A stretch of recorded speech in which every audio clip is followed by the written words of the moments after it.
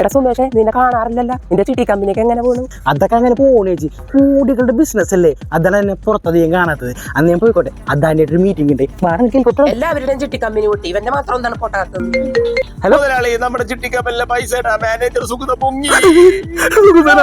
അയ്യോ എടാ രമണ, ഓ, ഇവിടെ മഴ പിടിച്ചിട്ട് ആർക്കും പണിയില്ല, നിനക്ക് മാത്രം പണിയുണ്ടല്ലേ? അങ്ങനൊന്നുമില്ല ചേച്ചി, തട്ടിമുട്ടേക്കൊക്കെ പോണ്. നല്ല വഴക്കയിലുള്ളതാണ്, പിടിച്ചിരുന്നോ അല്ലെ തട്ടിയും മുട്ടിയും താഴെ വീഴും. രമണനല്ലേ ഇത്? ഇവനിപ്പോ താഴെത്തി. ഇയാളെന്താന്ന് പറഞ്ഞ ഉറുമ്പ് കഴിച്ച? ഇയാള് ബാക്കിലോട്ടാണോ ഫ്രണ്ടിലോട്ടാണോ ഓടണത്? പിതാമ്പരേട്ടാ, എന്താ രാവിലെ തന്നെ ഒരു കസർപ്പ്? ജോഗിങ്ങിന് ഇറങ്ങിയതാ. ഇത്രയും പ്രായമായിട്ട് നല്ല ഉരുക്ക് ബോഡിയാണല്ലോ. അത് പണ്ടത്തെ കിഴങ്ങല്ലേ? ആ പണ്ടത്തെ കിഴങ്ങനായിരുന്നല്ലേ? കിഴങ്ങനല്ല, കിഴങ്ങ് മരച്ചീനി, അതിന്റെ പവർ. ഇപ്പോഴത്തെ പിള്ളേരൊക്കെ ഫാസ്റ്റ് ഫുഡ് അല്ലേ. എന്നാ പിന്നെ ഞാനങ്ങട് ഇന്നിനി അങ്ങോട്ടേക്കാ? ഇന്ന് തെക്കോട്ടേക്കാ, ഒരു 3 കിലോമീറ്റർ കവർ ചെയ്യണം. പോട്ടെ. പുള്ളിയുടെ പ്രായമുള്ളവരെല്ലാവരും മരിച്ചു. പുള്ളിയുടെ ബോഡി ഉരുക്കായാണ് ഇങ്ങനെ നടക്കണം. ആ ഇപ്പൊ ഇതിലേ പോയുള്ളൂ.